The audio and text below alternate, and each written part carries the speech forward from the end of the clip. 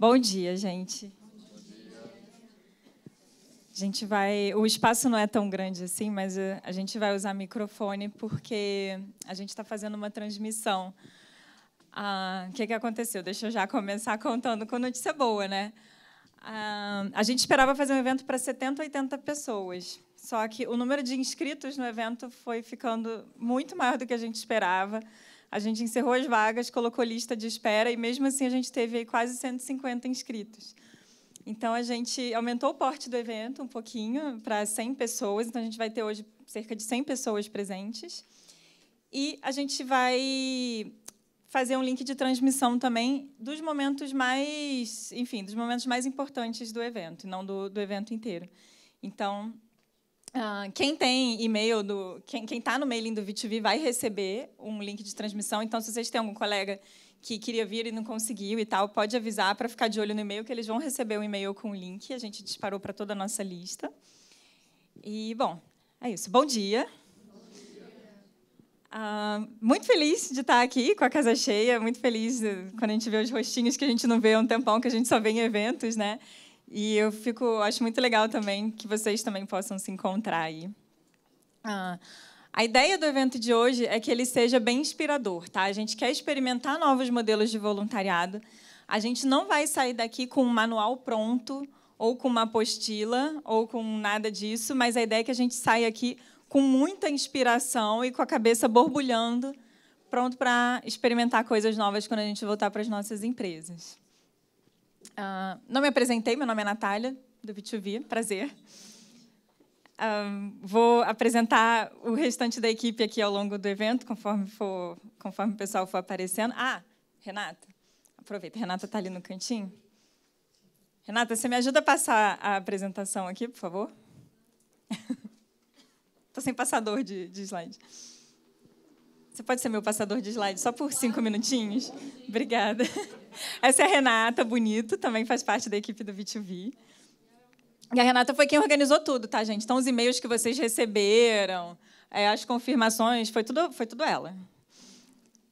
Bom, vamos lá. A gente teve algumas mudancinhas de planos no dia de hoje. Rê, você passa para a agenda, por favor. Aí. Pronto. Então, vamos lá. A gente teve nosso café de boas-vindas. Essa abertura é uma coisa bem rapidinha que eu vou fazer agora. E a gente ia ter uma palestra com o Ricardo, que é um publicitário super bacana, super premiado, que ia trazer para a gente uma perspectiva do ponto de vista de comunicação sobre o voluntariado. O Ricardo ele teve um problema de saúde recentemente, e a gente ficou triste por ele, obviamente. Mas, por outro lado, a gente pensou aqui como é que a gente vai fazer, então, nesse início da manhã. E, por coincidência, no mesmo dia, a gente tinha conversado com o Gilson, por telefone, eu e a Samanta. O Gilson Rodrigues é líder comunitário de Paraisópolis. A gente tinha convidado ele inicialmente para participar do debate, e a gente ligou para ele para, enfim, para aprofundar um pouco mais, para poder estruturar o debate melhor. Quando o Gilson começou a contar a história dele, eu só pensava assim, não vai caber no debate. E eu pensava, não dá para a gente abrir mão dessa história, gente. Ela é muito legal, ela é muito inspiradora, daria um filme. E, enfim, eu acho que o que o Gilson tem para contar vai trazer um aprendizado sensacional para a gente, porque é um ponto de vista completamente diferente do que a gente está acostumado a ver nos eventos e, enfim, nos lugares que a gente frequenta, pensando em voluntariado corporativo. Então, eu conversei com o Gilson, perguntei se ele poderia vir mais cedo para ser o nosso palestrante principal da manhã, e ele topou. Muito obrigada, Gilson. Vai ser um prazer ter você aqui com a gente, tanto na palestra quanto no debate. Eu acho que vai ser muito, muito enriquecedor. Então, enfim, acho que vai ser muito proveitoso para todo mundo. E a gente vai ter a palestra do Gilson vai ser transmitida e o debate do final vai ser transmitido. Tá? Durante o restante do evento não vai ser transmitido, vai ser especial só para quem está aqui mesmo. Então, só introduzindo aqui o dia, né? Por que a gente está falando de voluntariado? Por que as empresas se preocupariam com isso se elas têm tantas outras coisas para se preocupar? E aí, a gente tem essa estatística aqui que eu adoro, né? Que é do World Giving Index de 2018. 42% dos brasileiros ajudou um desconhecido no último mês. Ok, temos um pessoal aí mais ou menos solícito, né? Um pouco menos da metade da população. Agora, olha só, 13% da população brasileira pratica voluntariado. Pô, tem muita gente ainda, né? Só que 58% estão dispostos a praticar alguma atividade voluntária. Olha o gap que a gente tem aqui. Quando a gente pergunta por que essas pessoas não praticaram voluntariado ou nunca fizeram, tem duas respostas clássicas, né? Tem a do não tenho tempo e tem a do não sei, nunca tive oportunidade, nunca me convidaram. Isso chama muita atenção. E a gente pensa que o voluntariado corporativo pode, obviamente, ajudar nessa questão do nunca me convidaram. E, dependendo da política que você tiver, você pode, inclusive, usar um pouco, uma parte do tempo de trabalho dele, né? Então, a gente consegue aí, a gente vê que a gente tem um mar de oportunidades ali, de coisas bacanas que poderiam estar acontecendo, mas ainda não estão. Então, como é que a gente incentiva isso? Qual o papel da empresa nesse incentivo? E como é que a gente faz que essa atividade voluntária seja, de fato, relevante para a comunidade? E aí, só falando um pouquinho aqui do V2V, o que o V2V tem a ver com essa história toda, né? Porque eu falei, mas ainda não falei o que é o V2V. Então, o V2V, para quem ainda não conhece, desde 2000, a gente ajuda grandes empresas a gerar impacto social através do voluntariado.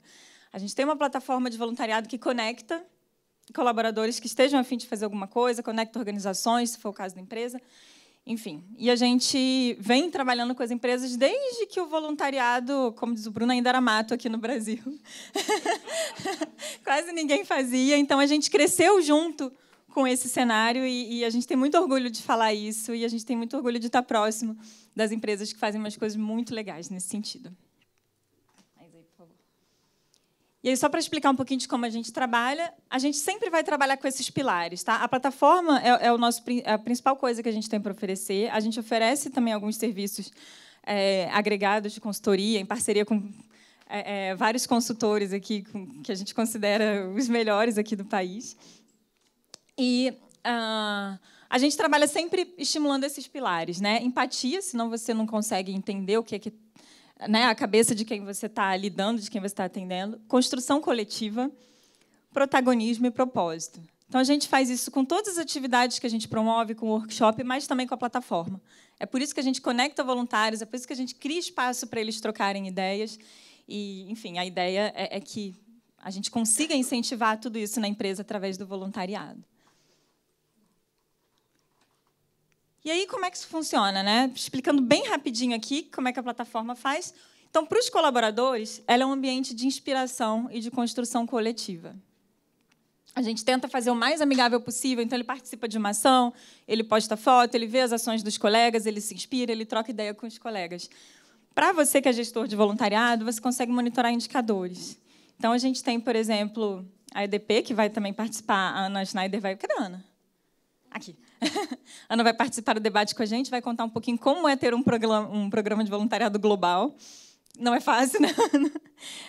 Mas, enfim, a plataforma ela ajuda muito nisso também, né? Desde programas pequenos até os maiores, você ter uma visão geral ali dos seus indicadores de uma maneira mais simples.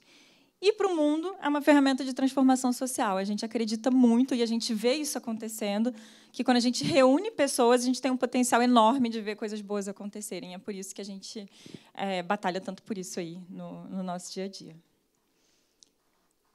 E aí, um pouquinho do V2V em números. Então, somando... Tira o mousezinho ali, que eu acho que eu larguei o mouse no meio. Obrigada. E aí... Somando aqui as nossas redes, né, das empresas que a gente atende, que estão em mais de 25 países hoje, a gente tem mais de 2 milhões de participações voluntárias, mais de 11 milhões de pessoas beneficiadas e mais de 55 mil ações cadastradas. Então, é um universo enorme de coisas acontecendo.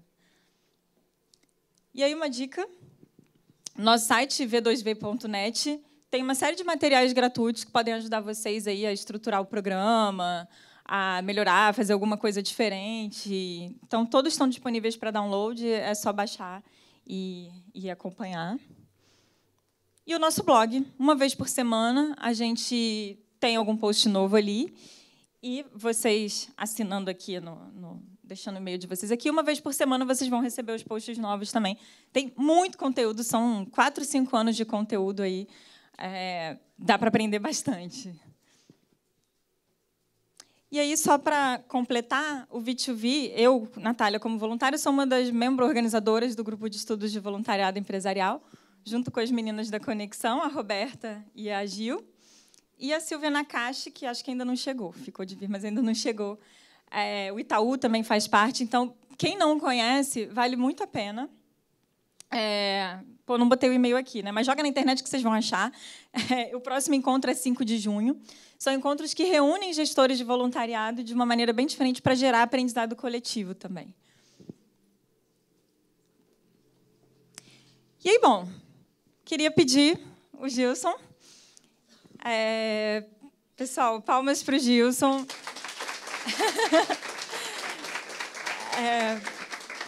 Eu poderia apresentar ele aqui com um pouco mais de detalhes, mas eu tenho certeza que ele vai fazer isso de um jeito muito melhor do que eu. Então, está contigo. Obrigada, Gilson. Bom dia, comunidade. Bom dia. Eu quero agradecer a todos aqui da organização, Natália, Samantha, o Bruno, que conheci agora há pouco. Agradecer também a Roberta e a Gil, que nos conectou aqui, a Conexão Trabalho. Temos alguns amigos aqui, parceiros, o pessoal da Fundação Dom Cabral, a Lília. Opa, a Fundação Dom Cabral é nossa parceira também, mas ela é da Fundação Via Varejo. É nossa parceira lá já há alguns anos, então, muito feliz de poder estar aqui, de poder contar um pouco dessa história. Bom, sou lá de Paraisópolis. Vocês sabiam que esse homem era bonito assim, desse jeito? Toda vez que eu olho assim, eu falo, nossa, o pessoal caprichou na foto, né, Bruno? Eu gosto assim que vai mexendo com a autoestima da gente, né? Mas eu sou de Paraisópolis. Paraisópolis é uma comunidade com 100 mil pessoas. Fica ali no Morumbi. Então, Paraisópolis é famoso por causa do Morumbi, né? Por estar no Morumbi. O pessoal acha que é por causa de I Love Paraisópolis. Depois de Bruna Marquezine, o pessoal quer dar os louros só para ela. Mas a gente é famoso por conta do Morumbi. E a gente teve uma constatação, inclusive, de que em São Paulo as periferias estão todas na periferia, né? Paraisópolis é a única periferia que está no bairro. Né? Então, a gente tem discutindo com o pessoal do Rio de Janeiro, que lá é tudo meio misturado e tal, mas em São Paulo cada um está para o seu lado e Paraisópolis está no meio de tudo, já fazendo uma graça ali com relação a isso. Mas Paraisópolis vai fazer 100 anos em 2021. Ela é fruto de um loteamento para milionários que deu errado. Aquela área, antigamente, ninguém imaginava que ia se tornar um Morumbi. Então, só tinha ali a Fundação Oscar Americano, que ainda está ali. O Palácio do Governo ainda não era naquela localidade. E aí a população começou a ocupar aquela área.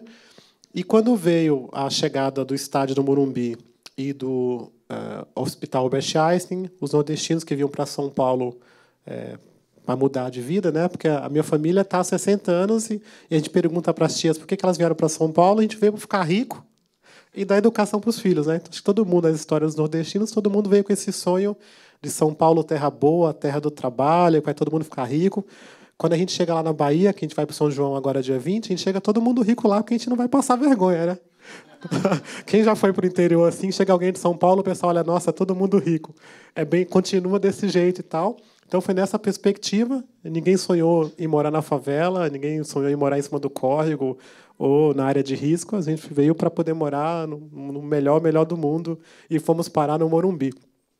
E com essa tem até o ditado de que São Paulo é terra que o filho chora e mãe não vê, né? Quem já ouviu esse ditado?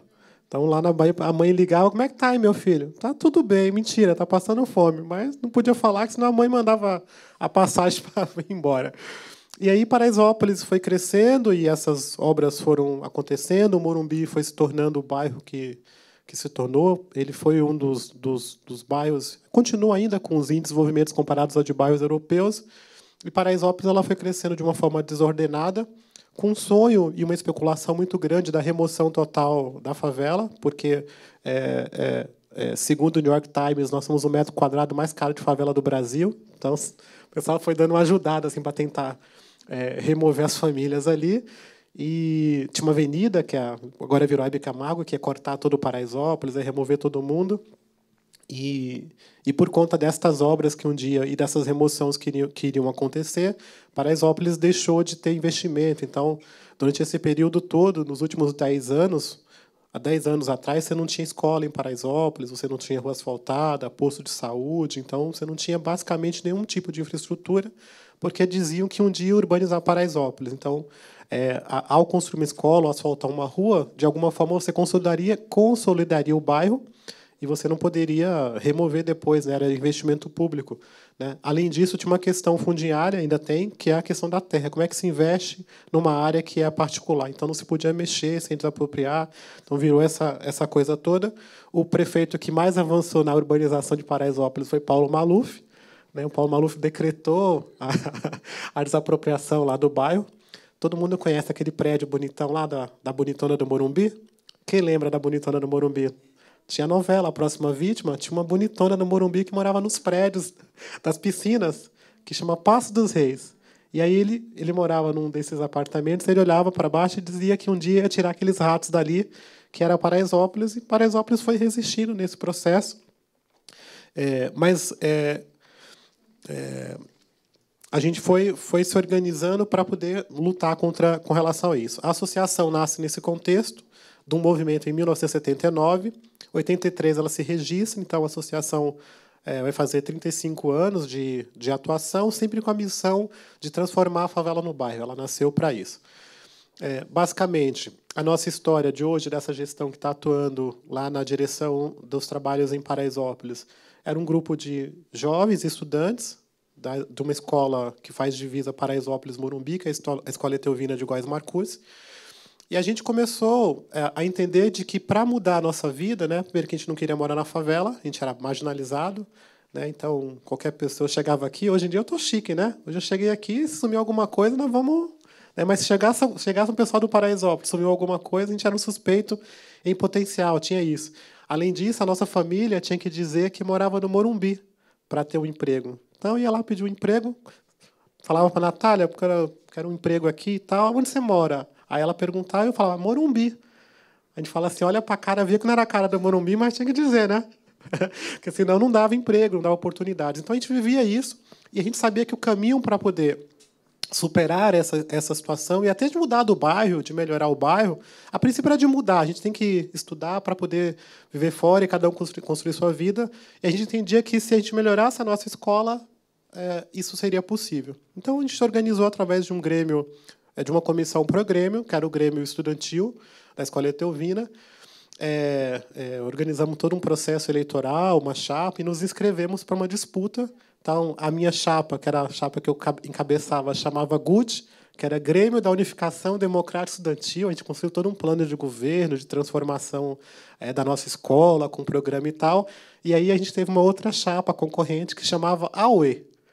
AUE não tinha significado nenhum, era só AUE mesmo. E imagine quem ganhou. Quem ganhou a eleição? A AUE. A AUE ganhou a eleição, a gente perdeu esse processo, mas a gente falou que queria participar, queria se envolver.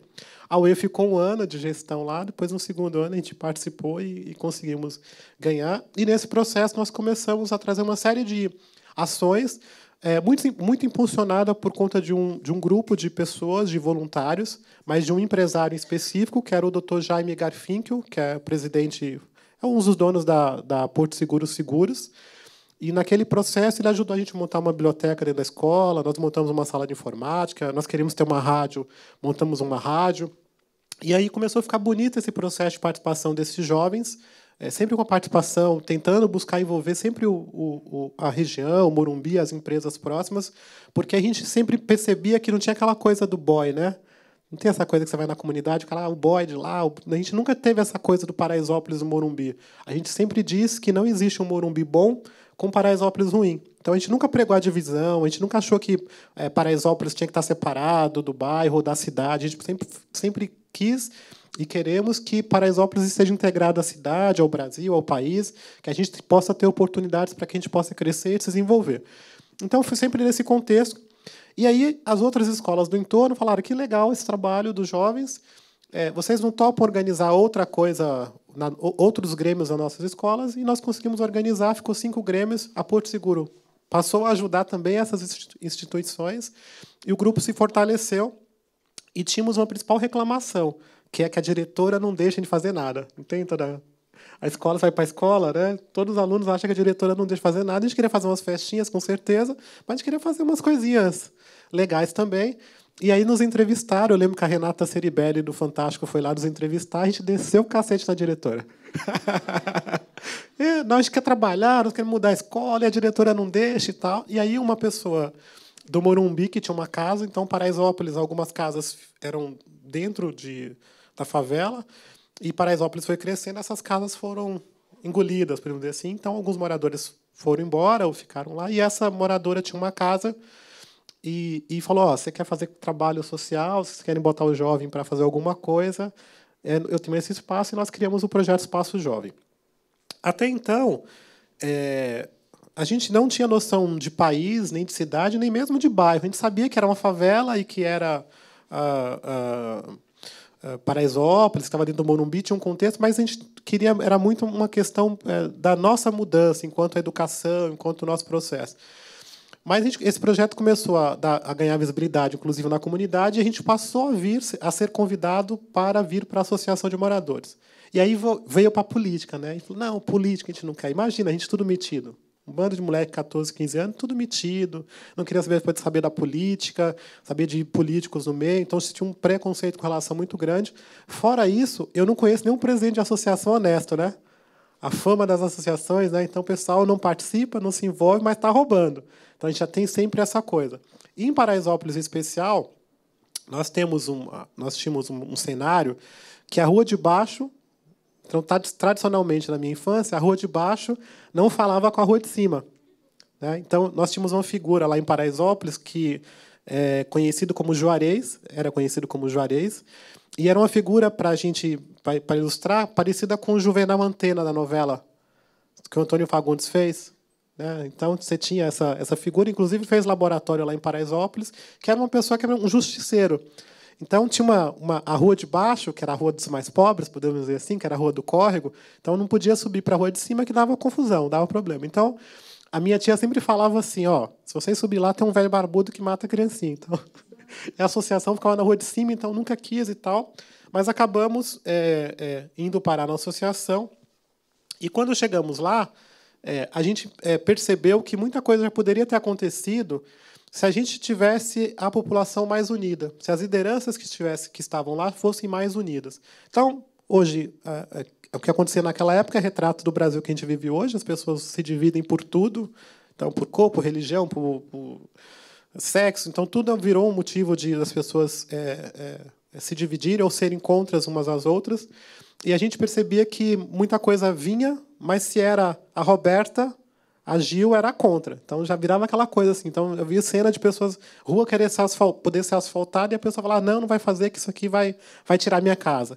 Fora isso, a palavra urbanização ficou marginalizada também. Urbanização era remover todo mundo, ninguém queria.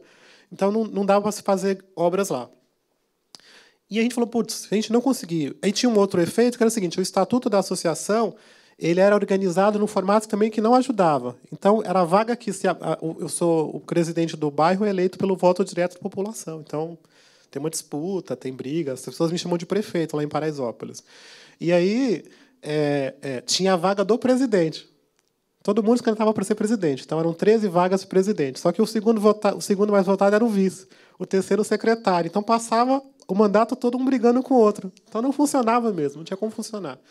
Então, nosso primeiro papel, enquanto grupo de jovens metidos, querendo mudar o mundo, e agora a gente ia mudar Paraisópolis e tal, transformar Paraisópolis numa nova Paraisópolis, a gente falou assim: nós temos que achar uma forma de consenso da população, dessas lideranças principalmente, mas também temos que reorganizar o estatuto, dando espaço para aqueles, inclusive, que estão fora da associação e, de alguma forma, falando mal da associação.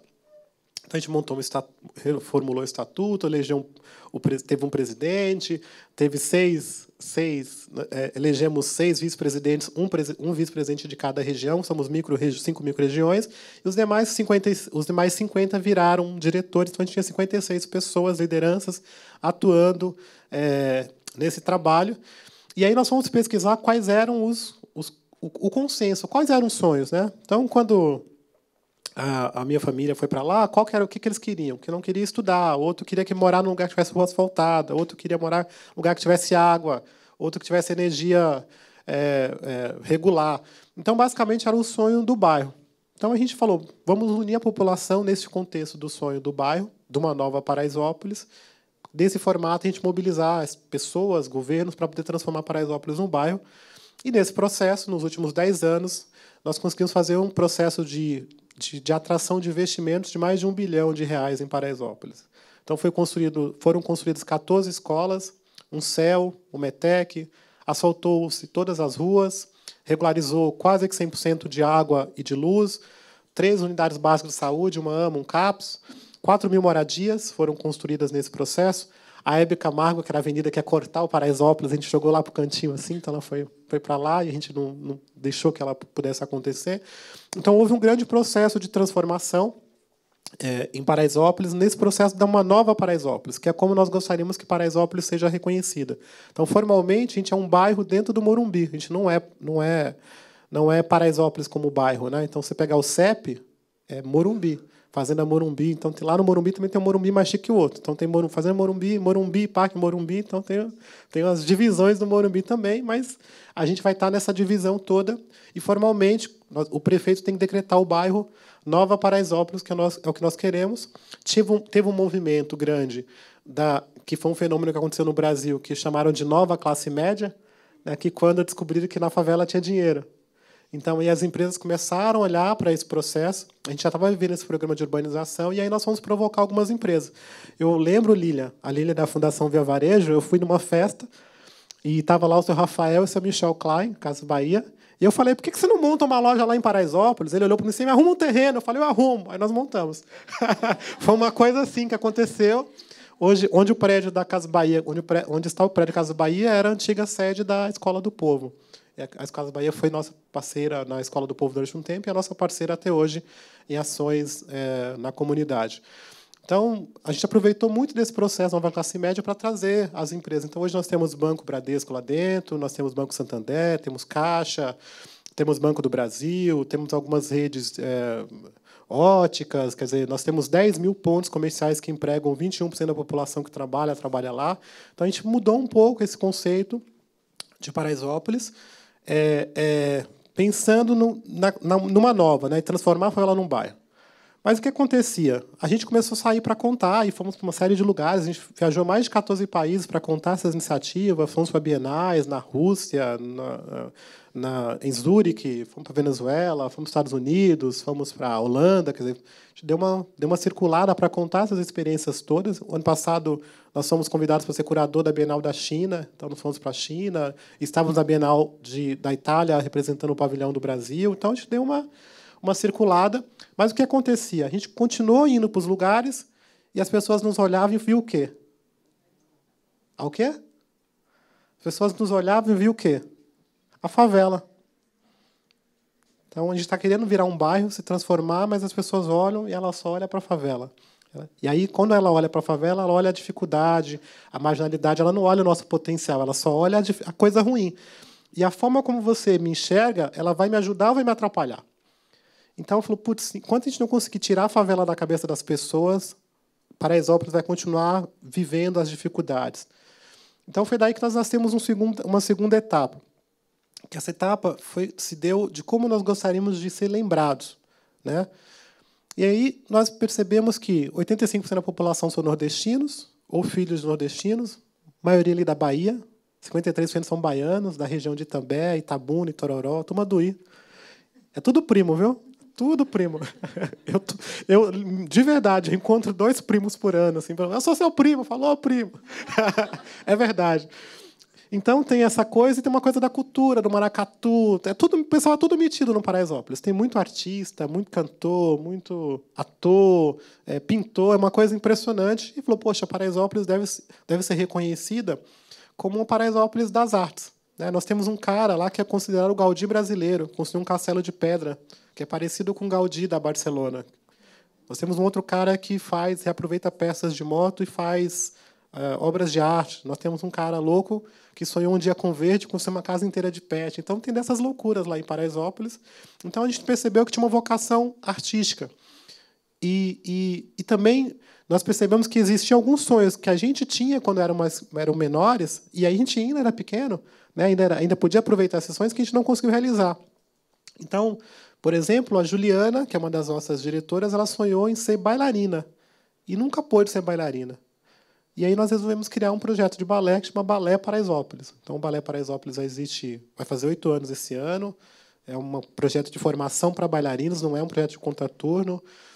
O ano passado a gente dançou nas melhores salas aqui de São Paulo, esse ano também. Esse ano nós vamos para Nova York, vamos dançar em Nova York. O ano passado nós fomos 2º lugar no Festival de Joinville, o ano retrasado o 3º, esse ano nós estamos indo de novo. Se ganhar o primeiro, nós vamos parar de chegar de carro de bombeiro. Então tem isso. Aí teve uma outra pessoa da nossa coordenação que sonhou em tocar violino, aí nós montamos a Orquestra de Paraisópolis. Outros sonharam em jogar rugby. Hoje nós somos o maior celeiro de formação de rugby do país. Nós estamos ajudando o Brasil a voltar para a elite mundial do rugby. Eu sonhei em ser mosqueteiro. D'Artagnan, Rei Arthur. Não tem Lagoa Azul que passa 10 mil vezes na Globo? Então passava também a história da luta. E nós montamos Mosqueteiros de Paraisópolis. E nesse contexto nasceram 32 projetos que são espalhados por Paraisópolis.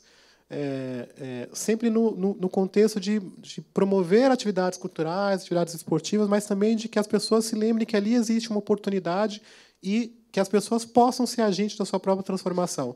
As grandes transformações que vão acontecer nas comunidades, elas vão acontecer, ou nos bairros, seja que bairro você mora, vai acontecer com as pessoas que moram lá.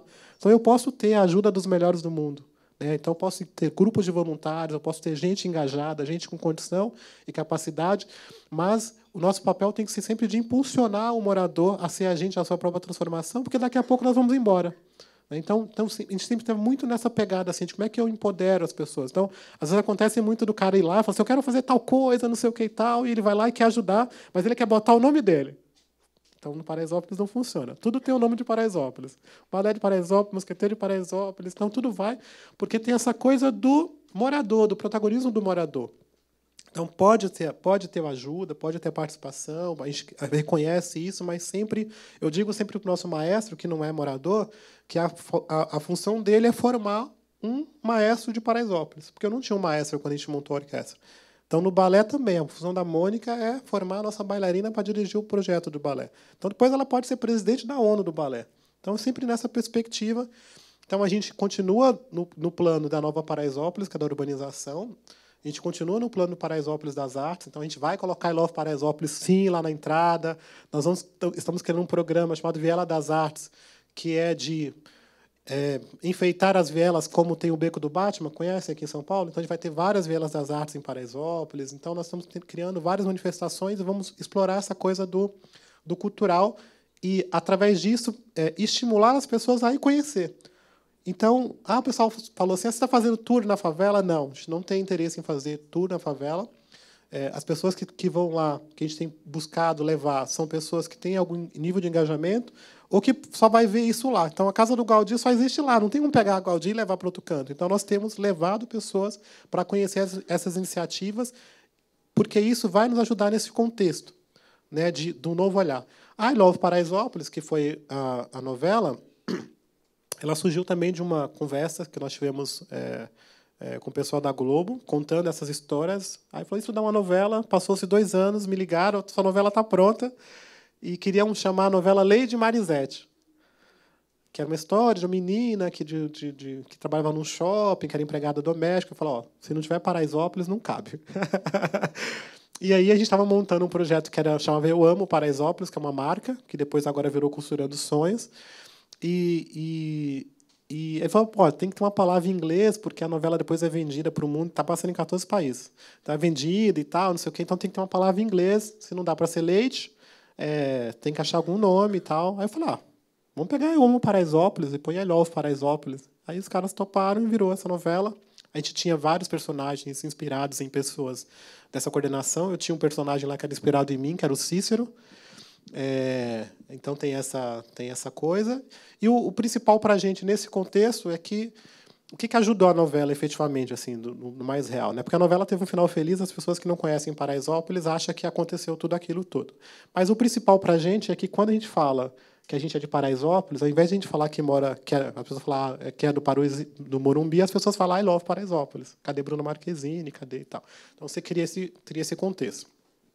A última parte para ir embora, que a gente fala assim para ir embora, a gente criou uma última etapa que nós chamamos de Paraisópolis sustentável. Porque nós percebemos que o que nós conseguimos fazer em Paraisópolis, sem ter a caneta na mão, sem ser governo, né, mobilizando a própria população, era possível fazer em outros locais. Então, nosso desejo é poder aplicar e levar esses projetos para outros lugares. Então, se a gente fez o balé de Paraisópolis, é possível ter o balé do Grajaú, o balé do Capão Redondo, a orquestra do Campo Limpo. Então, nós pretendemos levar esses projetos. Só que quando nós começamos a levar, nós percebemos o seguinte, que lá atrás não tinha estrutura para se manter. Estrutura pensando financeiramente falando mesmo, porque é caro manter essas estruturas. Então, nós decidimos criar algumas ferramentas para que, independente de quem estivesse na gestão, as coisas possam funcionar e ter dinheiro. Então, a gente decidiu criar um banco, um cartão e uma moeda. Então, era mais ou menos nessa ordem. E aí, com os recursos desses produtos, a gente poderia manter esses projetos. A gente foi participar de um programa na Fundação Dom Cabral. Então, a gente está lá há 3 anos. A gente foi participar dos programas lá com o pessoal do Pacto pelo Pacto Global.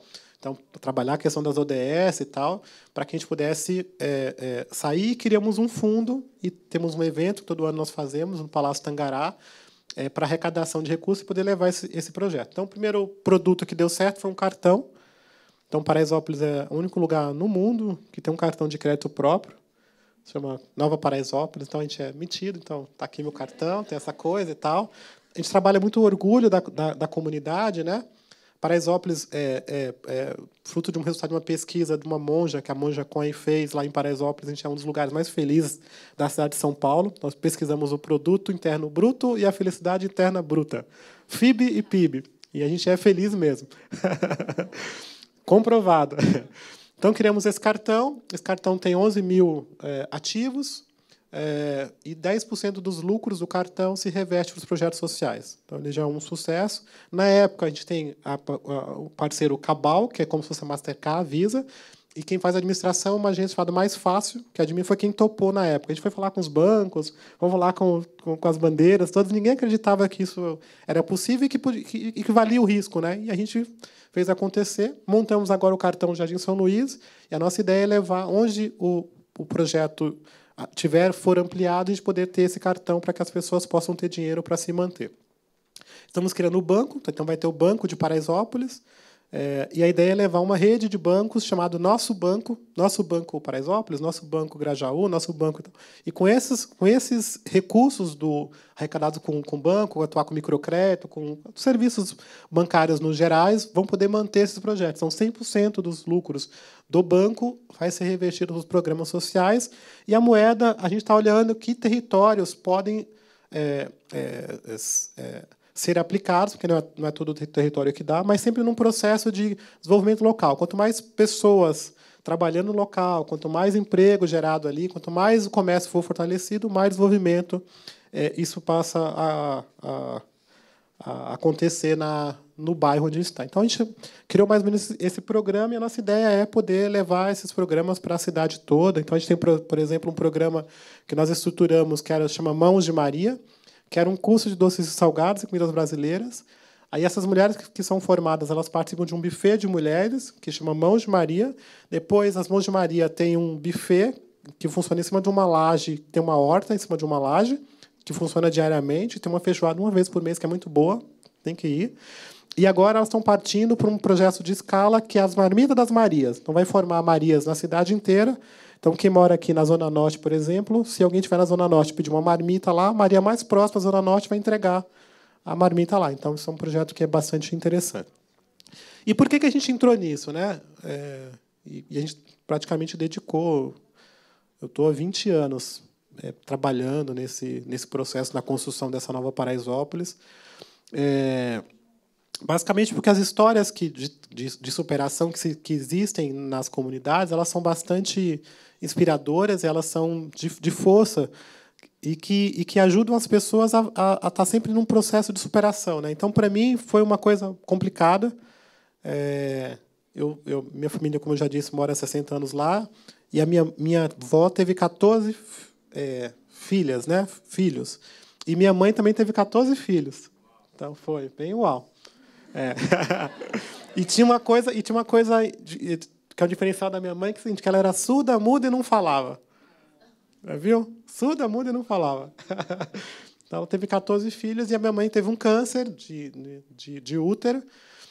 E as crianças ficavam todo mundo... Minha mãe morreu e a gente ficou todo mundo meio que largado, né? Então, aquelas famílias... Então, a minha mãe teve 14, as minhas tias também tiveram bastante. A gente morava todo mundo numa casa só, lá no Córrego do Brejo, numa região que a gente chamava de Pé Inchado. Então, você vê que a cachaça rolava bem lá, né? Continua rolando, ainda tem o Pé Inchado lá. E aí, a família não tinha como ficar com a gente. Eu, para variar, fazia xixi na cama. Fiz xixi na cama até os 14 anos, você acredita? Gente, eu não entendo como é que eu não conseguia. Eu acordava de manhã, estava de xixi. Eu tentava, juro que eu tentava. E aí, a minha mãe, o pessoal, meus irmãos todos foram dados, né? Então, espalhamos os irmãos, a minha família espalhou os irmãos pelo Brasil inteiro. Já achei 7 dos irmãos. Um na época do Orkut, outro agora com a rede social e tal. Essas palestras saem que eu falo assim. Aí as pessoas falam, lembram... A mãe que contou, né, para o filho que é adotado e que é filho da muda, então acaba descobrindo. Eu fico falando que sou filho da muda. Mas os outros ainda estão procurando. E aí tem 4 Andréas, que é bem uau também esse, né? 4 Andréas eu tenho. 4, porque depois deram outros nomes, né? Então 4 delas viraram Andréas, né? É bem interessante. E aí eu quando minha mãe morreu, fiquei um tempo na família, mas eu sempre fui uma criança boazinha, assim, sabe? Depois eu até pergunto para as minhas tias que eu voltei para a família. Eu sempre fui uma criança boazinha. Com 9 anos eu trabalhava na feira, trabalhava num clube de tênis chamado Arica, que era em frente ao estádio do Morumbi, hoje tem um condomínio, e trabalhava vendendo churrasquinho na frente do estádio do Morumbi. Tinha uma barraquinha de churrasquinho e de pastel lá. De churrasco era a minha barraca. E aí... mas era complicado, a casa muito cheia, xixi na cama, aquele cheiro e tal. E ninguém podia ficar comigo. Então, eu comecei a ficar um pouquinho na casa de cada tio, né? Então, as tias foram casando e tal. Então, eu não tinha uma casa fixa. Então, eu ia para almoçar, ia jantar na casa da Roberta, geralmente era janta. Eu ia jantar na casa da Roberta, ia ficando, dormia lá. Aí, no outro dia, para casa do outro tio, tinha uma tia minha que tinha um bar, que é a tia Marivalda, e aí eu me liguei que embaixo da mesa lá da sinuca tinha um lugar ali que podia dormir ali. Então, eu fiquei 2 anos dormindo ali embaixo daquela mesa de sinuca, num bar, porque o bar não fechava, ficava direto e tal. E aí me mandaram para Bahia, para a casa do meu avô, o avô sempre foi muito difícil, porque ela não aceitava que a muda... A minha mãe chama Maria Lúcia, mas a pessoa chama de muda. Não aceitava que a muda tivesse tantos filhos e tal. Então, eu não queria, não gostava, mas eu acabei parando na Bahia, porque o que o pessoal falava? Esses meninos, filhos da muda, vai virar tudo gente que não presta. Porque filho de puta não tem pai lá na Bahia, né? É assim que funciona. Ninguém sabe quem é o pai dessas crianças. Deve ser tudo filho de traficante, gente que não presta, o sangue é ruim. Então vai crescer, vai virar gente que não presta. Então tem que mandar esses meninos embora. Então foi nessa perspectiva. Então nós fomos para a casa do meu avô. Chegou lá, 3 dias, meu avô morreu. E eu falei, glória a Deus. Porque eu queria vir para São Paulo. Meu avô já não gostava de mim. Cheguei lá, já fui mal recebido, aí o avô morreu. Aí falei, vou voltar para São Paulo. Mentira, me largaram lá. Aí fui morar na casa de uma tia, e a tia falou assim, você vai ficar aqui, mas se você fizer xixi na cama, eu te mando embora. Aí eu comecei a acordar seco, falei, não é possível. Comecei a acordar seco, falei, não é possível. Aí tinha dia que eu ia xixi de pé. Acordei xixi para vir embora para São Paulo. Eu sempre achei que São Paulo era meu lugar, onde eu tinha que ficar e tal. Aí a minha tia me mandou embora. Só que ela não mandou para São Paulo, porque São Paulo não me queria. As minhas tias não podiam vir, não tinha como ficar e tal. Esse menino aqui na favela vai dar problema. Eu fui morar na casa de uma tia, então já estava muito mal. A situação na cabeça minha já estava muito difícil. Mas aí eu fui morar com essa tia. Essa tia tinha chácara, tinha porco, tinha galinha, tinha todos os bichos do mundo, ela tinha lá. Então a gente cuidava dos bichos, pegava lavagem na rua e tal. E um dia ela cometeu um erro. Ela está viva, com 108 anos, viu? 108. Ela teve um filho que criou 16 dos outros. Tia Vitória. E aí, titia cometeu um erro grave. Ela pegou um dia, me deu um porquinho e falou: você pode engordar esse porco aqui e com o dinheiro que você pegar, você pode fazer o que você quiser. E um dia eu peguei esse porquinho, nem esperei engordar. Custava R$ 30 a passagem para vir embora para São Paulo. Eu vendi por R$ 30. R$ 30 por porquinho e comprei a passagem e informei para ela no dia: estou indo embora. Então foi bem difícil assim, para a saída, mas eu saí. Ela queria chamar a polícia: você não pode, não tem idade e tal, mas eu vim. Que idade você tinha? Eu tinha uns 13, 14 anos. E aí, chegando aqui, aquela mesma coisa de que vai ficar na casa de quem, né? Esse menino aí e tal. E fui ficando assim um pouquinho na casa de cada um. E um dia eu lembro eu andando, já matriculado na escola, no Etelvina, eu andando na rua assim, e a gente escuta as coisas, né? A família fica falando as coisas nos grupinhos, eu escutava tudo. Então eu falei: esse menino aí tem que mandar embora, aquela coisa toda. Sempre nessa preocupação. Tinha uma preocupação real mesmo de que era um problema, né? Quem ia cuidar? E eu me lembro assim, eu andando na rua e falei, aí veio aquele sentimento, sabe? E eu falei assim: eu vou me vingar. Vou me vingar da família todinha. Né? E foi um momento bem importante essa coisa assim da vingança para mim, sabe? E a vingança foi uma vingança boa, porque eu falei assim: eu vou me vingar, mas em vez de eu ser as pessoas que eles estão me pregando o futuro o bandido que eu seria, eu quero ser alguém, eu quero ser orgulho para a família, eu quero que a minha mãe estivesse viva, tivesse orgulho da gente. Então foi daí desse processo que eu fui me envolver com o trabalho do Grêmio, que eu fui participar. Outro dia até vi eu não sei o nome do desenho, mas outro dia eu vi um desenho da Disney, que era o encontro dos filhos das bruxas más, dos vilões. Eu não sei o nome desse desenho, mas eu vi uma cena. Alguém sabe? Descendente, perfeito. E aí era uma reunião anual dos descendentes. E aí uma das filhas da bruxa, não sei se foi a bruxa que matou a Branca de Neve, que envenenou a Branca de Neve, ela falou assim: eu não quero mais ser má. Né? Então, foi mais ou menos comigo. Assim, eu não queria ser uma pessoa ruim, eu queria poder fazer o bem, eu queria transformar a minha vida sempre no meu particular, princípio. Eu queria ter uma chance para mim. E aí, quando eu fui participar do Grêmio e eu fui participar das coisas, eu percebi que poderiam existir outros filhos da muda. Né? E também ressignifiquei essa coisa da muda. Né? Então, em vez de eu ser filho da muda, eu nasci da muda. Né? Quem nasce de uma muda cresce, dá frutos, vira uma árvore. Então, pode ser coisas boas. Então, foi a partir disso que eu comecei a engajar pessoas em Paraisópolis, engajar pessoas na cidade, quer dizer, pensar que a gente pode ser agente da nossa própria transformação, de que a gente não pode ser coitadinhos. Então, eu nunca quis ser coitadinho. Né? Nesse processo todo, dos meus 9 até os 14 anos, as pessoas queriam que eu fosse um coitadinho, filho da muda, que peninha, que não sei o que e tal, e eu não queria isso para mim. Eu queria ser gente. Entendeu? Então, minha família tem essa coisa de ser gente. Você tem que crescer para ser gente. A titia fala isso, né? Eu criei homem, para ser gente. Então, eu acho que quando a gente tem um papel agora, né, voltando aqui para o nosso assunto, a gente tem um papel de a gente está numa situação melhor, porque a gente está num espaço de criar oportunidades. A tendência é que hoje a gente tenha mais formação para poder fazer e que a gente possa ajudar. Então, quando a gente for para alguma instituição, quando a gente for para alguma comunidade, for para algum lugar, que a gente olhe o potencial das pessoas, que a gente não olhe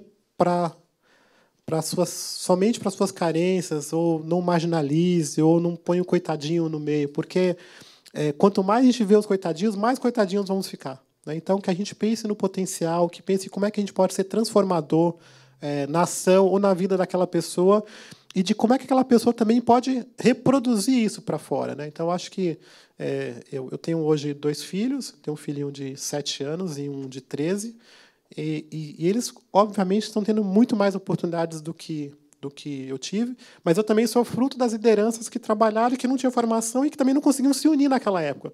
Mas, em algum momento, juntou um grupo que era fruto do próprio trabalho deles e falou assim: cara, se a gente se unir aqui, a gente vai ampliar o trabalho e conseguir voar muito mais longe. Então, que a gente vá acreditando mesmo, sabe? Então, e como aqui parece que a maioria já são voluntários ou estão dirigindo grupos de voluntários, que a gente consiga fazer essa cabeça. Então, o protagonista tem que ser o morador, não tem que ser coitadinho. Essa história de dar a vara tem que ser concreto, né? Não pode ser só discurso, vou dar vara, ensinar a pescar, não, tem que ser isso mesmo e tal. Porque realmente, quando a gente consegue fazer esse processo e tocar a pessoa de que ela pode realmente transformar a sua vida, as coisas acontecem. Tá bom? É isso. Obrigado. Obrigada.